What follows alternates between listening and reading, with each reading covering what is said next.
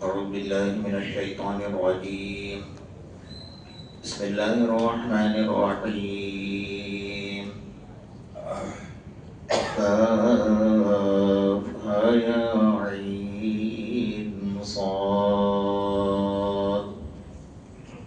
ذكر رحمة ربك عبده زكريا إذ نادى ربه نداء خفيا قال رب إني وهن العظم مني واشتعل الرأس شيبا ولم أكن بدعائك رب شقيا وإني خفت الموالي من ورائي وكانت امرأتي عاقرا فهب لي من لدنك وليا يرثني ويرث من آل يعقوب واجعله ربي رضيا يا زكريا إنا نبشرك بغلام اسمه يحيى لم نجعل له من قبل سميا. صدق الله العظيم.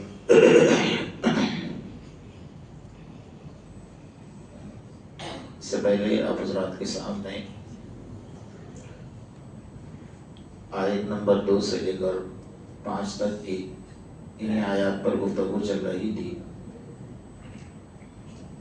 چھٹی نمبر کی آیت ہے یرثنی ویرث من آل یعقوب واجعلہ رب رضیہ. حضرت زکریا علیہ السلام نے اللہ تبارک و تعالیٰ سے بڑھاپے میں اولاد مانگی اور اولاد مانگنے کا مقصد یہ ہے کہ میراث جاری ہو جائے، ذریت طیبہ نیک اولاد ہو. انبیاء کرام کی میراث مال دولت خزانے بنگلے کوٹھیاں نہیں ہوتی ہے، بلکہ انبیاء کرام کی میراث علم ہوتا ہے. اس لیے کہ نبوت کا سلسلہ جو چلتا ہے وہ علم پر چلتا ہے، روحانیت پر چلتا ہے، نسب پر نہیں چلتا ہے. اللہ تبارک و تعالیٰ نے قرآن مجید میں حضرت نوح علیہ نبی علیہ السلام کا جو تذکرہ کیا ہے، جب آپ نے 950 سال تک قوم میں محنت کی، تبلیغ کی اور قوم ایمان نہیں لائی، کچھ لوگ تھے جنہوں نے ایمان لائے، ان کے باتوں میں آئے، سمجھا. اللہ تبارک و تعالیٰ نے جن لوگوں نے مانا ان کو بچا لیا اور جنہوں نے نہیں مانا انہیں کشتی کے اندر سوار کر کے ان لوگوں کو بچا لیا، اور جنہوں نے نہیں مانا انہیں سیلاب کی زد میں لا کر غرق تباہ اور برباد کر دیا.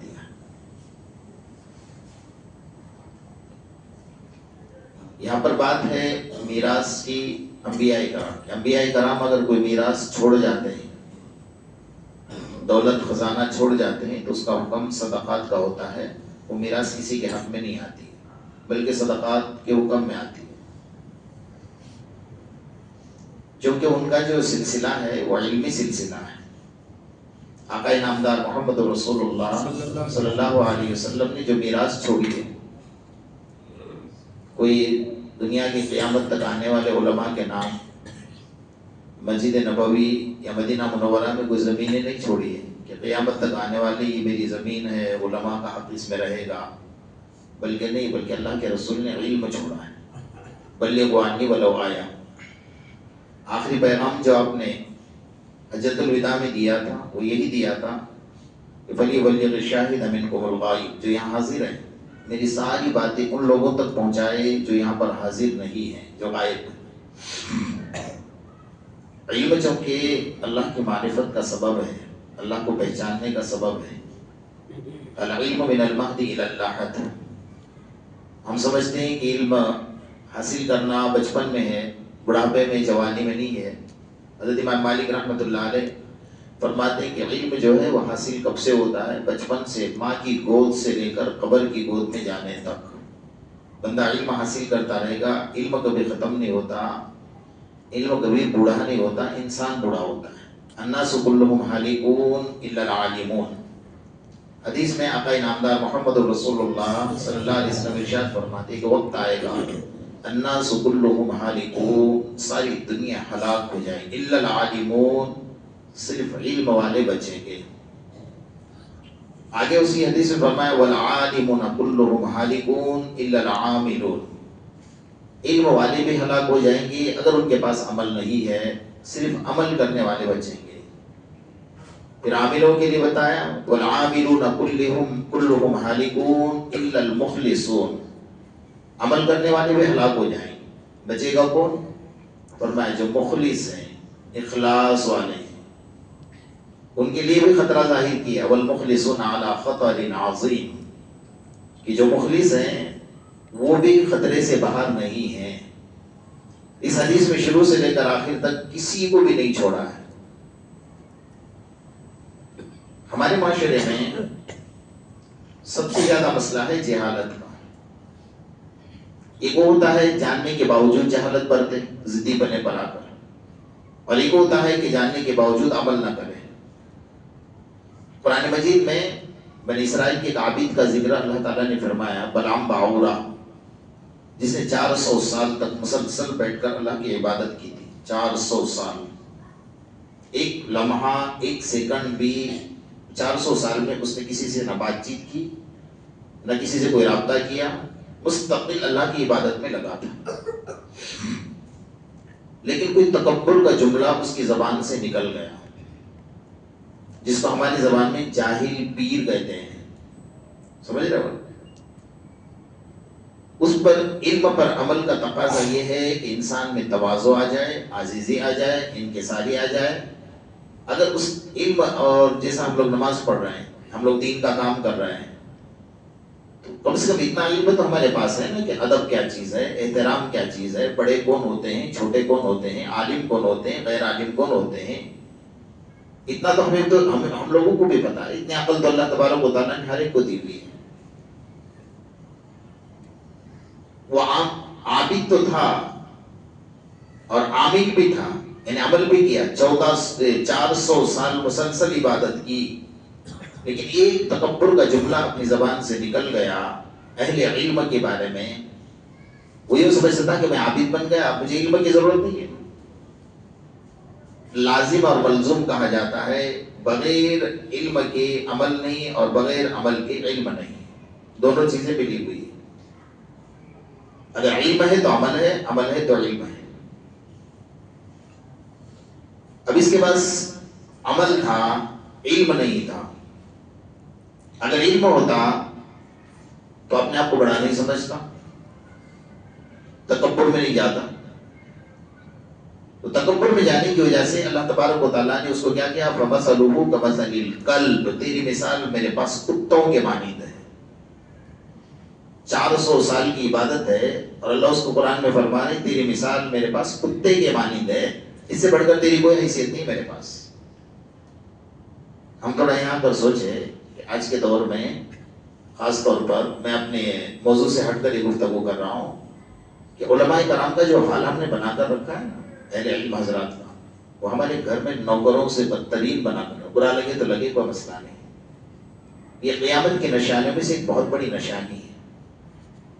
حدیث میں آقا نامدار محمد رسول اللہ صلی اللہ علیہ وسلم فرماتے ہیں کہ قرب قیامت میں یہ علم نہیں اٹھایا جائے گا، یہ کتابیں غائب نہیں ہوگی، کتابیں اپنی جگہ پر رہے گی، صرف قرآن آخری نشانی جو ہوگی۔ جب سورج ادھر سے نکلے گا اس وقت میں اللہ تعالیٰ یہ قرآن اٹھا لے گا، انسان قرآن کھولے گا تو کچھ نہیں، صرف کاغذ نظر آئے گی، ایک اٹھا۔ اس سے پہلے اس دنیا کے اندر اللہ کس کو اٹھائے گا؟ اللہ تعالیٰ دین کے سمجھانے والے علماء کو اٹھا لے گا، انہیں دین سمجھانے والا کوئی نہیں رہے گا۔ فَافْتَوْا بِغَيْرِ عِلْمٍ، فرمایا بغیر علم کے لوگوں کو مسئلہ سمجھائیں گے، فتویٰ دیں گے، فَضَلُّوا وَأَضَلُّوا، خود بھی گمراہ ہوں گے اور جس کو علم بتائیں گے وہ بھی گمراہ ہوگا، اور دونوں جہنم میں جائیں گے۔ سمجھ رہے ہو؟ آج کا ماحول، لوگ جلدی مدرسوں میں اپنے بچوں کو داخل کرنے کی ہمت اس لیے نہیں کر رہے ہیں کہ وہ علماء کا حال لے کر آئیں۔ ہم جس کے پیچھے نماز پڑھ رہے ہیں ان کا حال حشر ہم کیا کر رہے ہیں؟ یاد رکھیے اور کان کھول کر سن لیجیے، قانون ہے اللہ کا، جو اہل علم کو حقارت کی نظر سے دیکھتا ہے اور یہ سمجھتا ہے کہ وہ غریب ہے، کوئی عالم کوئی حافظ قرآن غریب نہیں ہوتا، اس کے سینے کے اندر اللہ نے اپنا قرآن رکھا ہوا، اس سے بڑا خزانہ کوئی ہے ہی نہیں۔ اور یہ وہ خزانہ ہے کہ تم مر جاؤ گے تو تمہیں کفن نصیب نہیں ہوگا، لیکن یہ وہ خزانہ ہے جو سینے کے اندر جنت میں جانے تک ساتھ رہے گا۔ لیکن جس نے بھی ان کے اوپر حقارت کی نظر ڈالی ہے، اس کا خاندان اور نسل علم سے محروم رہ گئی۔ ہمارے پاس تھوڑا علم آتا ہے، ادعیات پڑھنے آ گئے، درود پڑھنے آ گئے، دعائے قنوت پڑھنے آ گئے، ترجمہ پوچھے تو ہمیں ترجمے کا پتہ نہیں ہے، اور ہم لوگ اپنے آپ کو یوں سمجھ رہے کہ ہم لوگ تو بہت آگے بڑھ گئے ہیں۔ معاف کیجیے، ایسے علم ایسے عمل کی میرے اللہ کو کوئی ضرورت نہیں۔ اللہ نے جو بلعام باورا کی مثال دی نا قرآن مجید، اگر تمہارے پاس تھوڑا سا علم آ جائے اور تم اس کی وجہ سے گمراہی پر چڑھ کر اپنے آپ کو تکبر میں لا کر اگر ایسے الفاظ اپنے زبان سے استعمال کر رہے ہو، تو ایسے جاہلوں کی مثال اللہ نے قرآن میں فرمائی ہے، میرے نزدیک ایسے لوگوں کی مثال کتوں کے مانند ہے۔ علم والے کا وقار اللہ کی نظر میں الگ ہوتا ہے۔ حدیث میں آقا نامدار محمد رسول اللہ صلی اللہ علیہ وسلم فرماتے ہیں کہ قیامت کے میدان میں ایک حافظ قرآن ہوگا، ایک عالم دین ہوگا، اگر اس سے کچھ غلطی ہو گئی ہے، غلطی ہر انسان سے ہوتی ہے، کوئی فرشتہ نہیں ہوگا آسمان سے اترا ہوا تو نہیں، یہ بھی دنیا میں پیدا ہوا ہے، اس کی وجہ سے اگر اس کو جہنم کی طرف لے جایا جائے گا تو جہنم کی آگ دور دور بھاگے گی۔ میں کیوں بھاگ رہی ہے؟ یعنی اس کے سینے میں اللہ کا قرآن ہے، مجھے جلاتے ہوئے شرم آتی ہے۔ جسے رمضان میں روزہ رکھنے والا، ایک روزے دار کے بارے میں فرمایا کہ رمضان میں جس نے روزہ رکھا ہے اور خدا نخواستہ اس سے غلطی ہو گئی، ایسے گناہ ہو گئے جس کی وجہ سے اس کو جہنم میں داخل کر دیا، تو جہنم کی آگ دور دور بھاگی۔ کہا کیوں بھاگ رہی ہے؟ کہا اس نے اللہ کی صفت کو اختیار کیا تھا، مجھے شرم آتی ہے اس کو جلاتے ہوئے۔ اسی طرح اہل علم کو اللہ تبارک و تعالیٰ اپنے قریب بلائے گا اور ان کے اوپر اپنے رحمت کی چادر ڈالے گا اور یہ فرمائے گا کہ میں نے تمہیں علم اسی لیے دیا تھا کہ میں تمہیں معاف کرنا چاہتا تھا، اگر میں معاف کرنا نہیں چاہتا تو علم نہیں دیتا آپ کو، اس لیے تو میں نے علم دیا تھا۔ اس کے پاس ایک طاقت ہوتی ہے، قوت ہوتی ہے روحانی طور پر، جیسا حضرت سلیمان علیہ السلام کا واقعہ قرآن میں ذکر فرمایا۔ حضرت سلیمان علیہ السلام نے بلقیس کا تخت اٹھا کر لانا ہے، کون لائے گا؟ جنات کی ٹولی، جنات کی جماعت سامنے کھڑی تھی۔ اس نے کہا کہ انا آتی کا بھی قبل ان تقوم من مقامک، میں اتنے دیر میں لے کر آؤں گا کہ آپ جہاں بیٹھے ہیں نا تو کھڑے ہو جاؤ، بیٹھ جاؤ، اتنے دیر میں اس کے ملک جاؤں گا اور وہاں سے اس کا جو تخت شہنشاہی ہے وہ اٹھا کر لے کر یہاں جاؤں گا۔ کون لا سکتا ہے؟ آپ خالی اٹھ جائیے اور بیٹھ جائیے، بس اتنے دیر میں آ جاؤں گا۔ قال الذی عنده علم من الکتاب، جس کے پاس علم تھا اس نے کیا کہا؟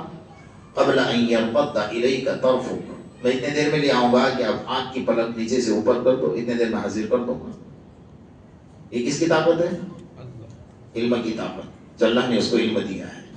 تو علم کی طاقت کی بنیاد ہوگا قال الذی عنده علم من الکتاب، اللہ کا قرآن ہی کہہ رہا ہے کہ اس کے پاس علم تھا، وہ علم کی طاقت کے اوپر، اور یوں نہیں کہ بول کر بیٹھ گیا بلکہ لے کر آ گیا، حاضر کر دیا تھا۔ حضرت سلیمان علیہ السلام نے آنکھ بند کی اور کھولی، پلک نیچے سے اوپر کیا، اتنے دیر میں بلقیس کا تخت لا کر وہاں پر حاضر کر دیا، اور پھر یہ بھی کہا کہ یہ میرے اللہ کا فضل ہے، اللہ کا شکر ہے۔ یہ کون کہتا ہے؟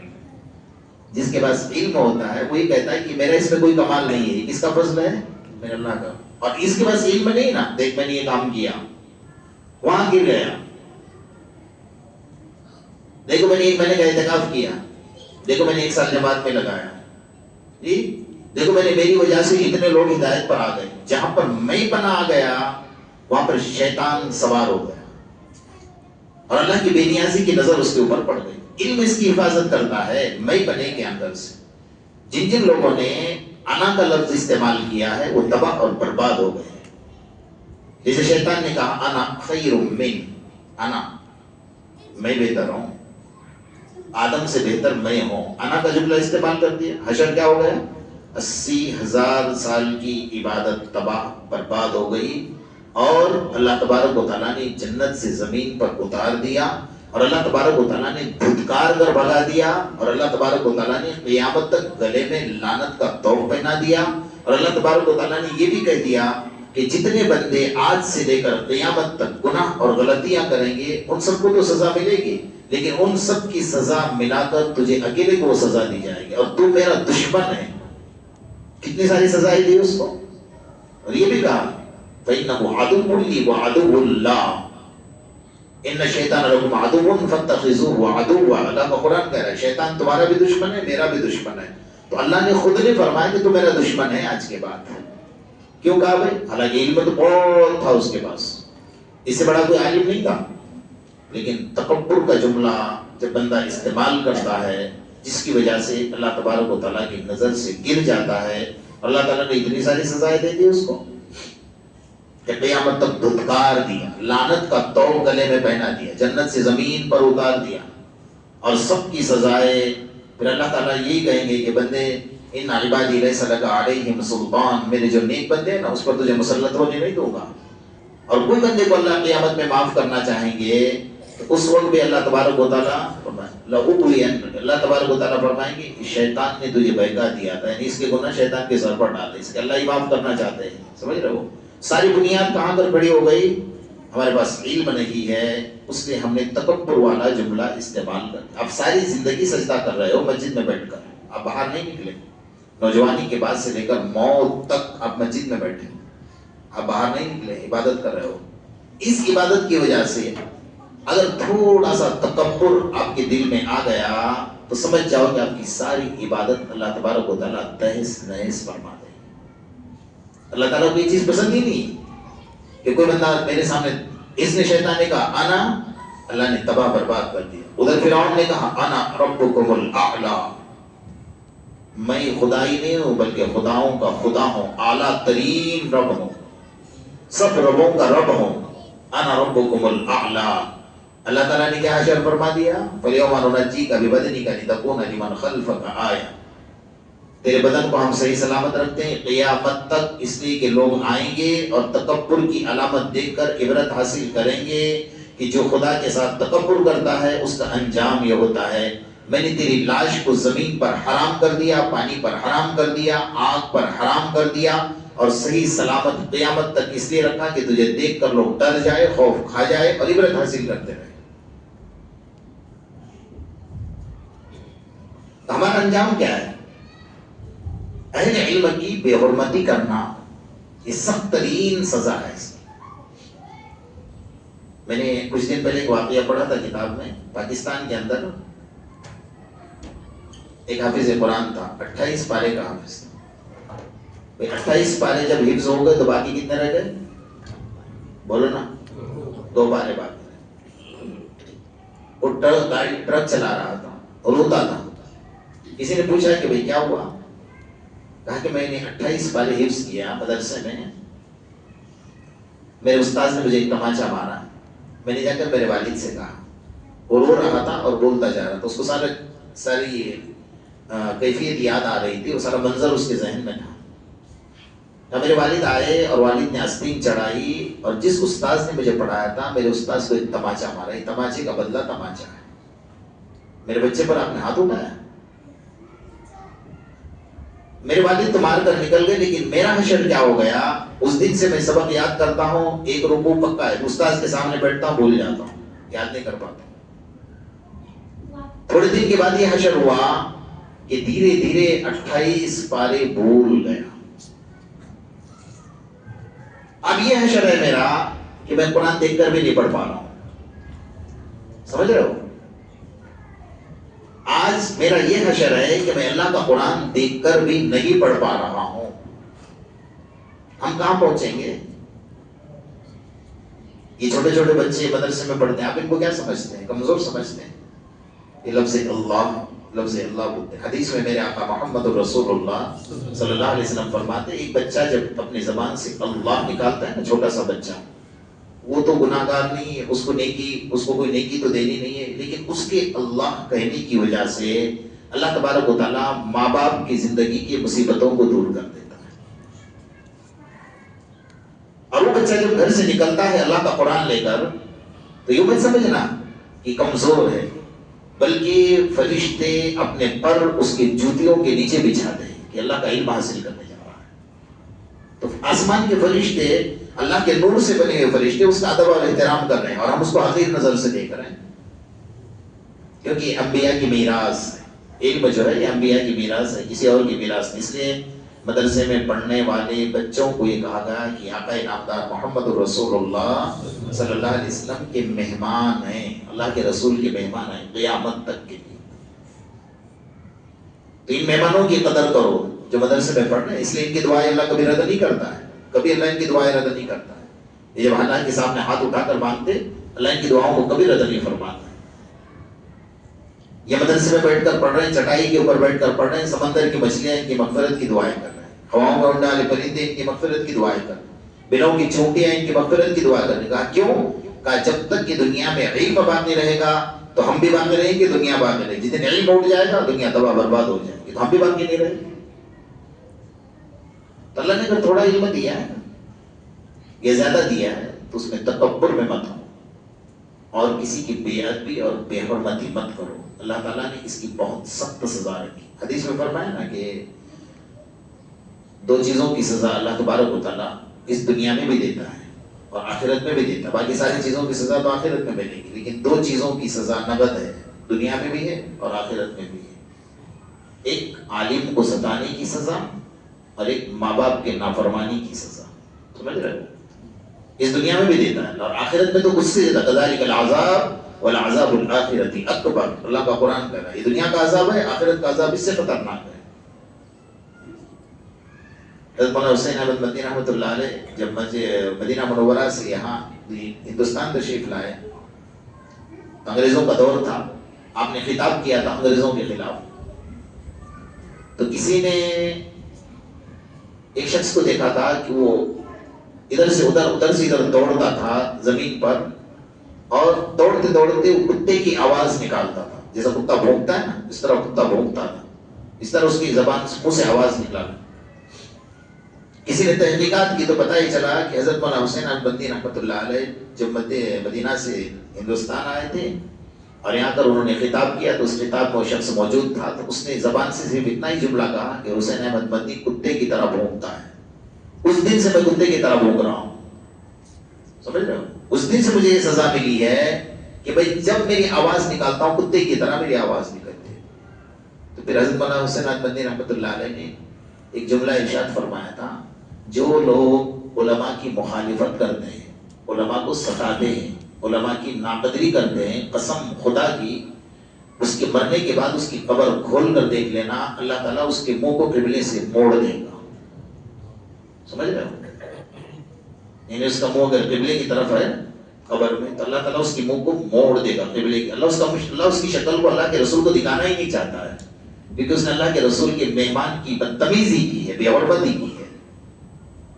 یہ ٹاپک ہے، عنوان ہے لمبا، میں اس عنوان پر نہیں جانا چاہتا، بات نکلی تو بتا رہا ہوں۔ یہاں پر جو ہے میراث کا مسئلہ ہے۔ علماء جو انبیاء کرام کے وارث ہیں، اور انبیاء کرام اپنے میراث میں دینار، درہم، بنگلے، کوٹیا، خزانے نہیں چھوڑتے، بلکہ علم چھوڑ کر جاتے ہیں۔ جو علم اللہ سے ملاتا ہے، جہنم سے بچاتا ہے، جنت میں داخل کرتا ہے، اور انسان کو دنیا کے اندر روشنی کے راستے پر چلاتا ہے، گمراہی کے راستے سے بچاتا ہے۔ یہ اس کی طاقت ہے، اللہ تعالیٰ نے جو علم میں طاقت عطا فرمائی۔ اللہ تعالیٰ اس علم کی وجہ سے شیطان کا مقابلہ کرتا ہے، شیطان کا مقابلہ کوئی نہیں کر سکتا ہے۔ اللہ پاک نے اگر اس کو علم دیا ہے نا، اللہ کا ذکر، استحوذ علیہم الشیطان فانساہم ذکر اللہ۔ جب شیطان کسی پر حملہ کرنا چاہتا ہے نا تو سب سے پہلے کیا کر دیتا ہے؟ اس کو اللہ کی یاد سے غافل کر دیتا ہے، اللہ کی یاد سے، تب جا کر وہ حملہ کرتا ہے۔ اب جس کے سینے میں اللہ کا قرآن ہو اس کا وار چلنا نہیں ہوا، طاقت چلنی نہیں ہے اس کی۔ اس لیے ہم چلتے پھرتے اٹھتے بیٹھتے اگر شیطان کے وار سے بچنا ہے تو اپنی زبان سے اللہ کا ذکر کرتے رہے، الحمدللہ، سبحان اللہ، اللہ اکبر، لا الہ الا اللہ، ہر وقت چلتے پھرتے ہم کرتے رہے، تاکہ اللہ پاک ہماری نسل و نسلوں کو علم سے نوازے۔